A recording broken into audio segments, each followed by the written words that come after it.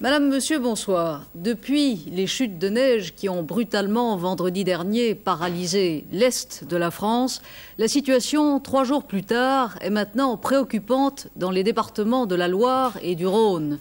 200 000 foyers sont toujours privés d'électricité. Vous imaginez les conséquences, plus d'eau, plus de téléphone, plus de pain dans plusieurs communes de la région de Saint-Étienne. En Haute-Loire, le plan Orsec a été déclenché ce matin, mais la situation ce soir semble toujours mal maîtrisée. François Cornet et Michel Perrault.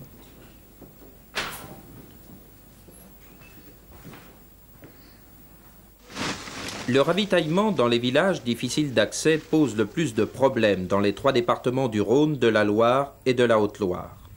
Les secteurs de Saint-Étienne, du Puy et de Vienne sont les plus touchés par le manque de téléphone, d'électricité et de chauffage. Il faudra, estime-t-on à EDF, encore plusieurs jours pour rétablir totalement le réseau électrique endommagé. Conséquence, les écoles fermées dans de nombreuses villes et villages et les grosses entreprises de la région stéphanoise, Creusot-Loire, Ben-Marel et Angenieux, au total 4300 employés en chômage technique par manque d'électricité. Bien que la circulation ait été rétablie normalement sur la plupart des grands axes routiers des 3 départements sinistrés, de nombreuses routes secondaires restent toujours impraticables, principalement dans le massif central au sud de Saint-Flour. En ville, on s'habitue à ce mauvais temps.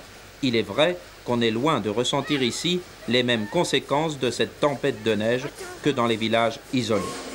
Malgré le déclenchement du plan Orsec, malgré 12 000 secouristes sur le terrain, les sinistrés de toutes ces régions se posent ce soir une question. Ne pouvait-on pas prévoir et prévenir cette tempête?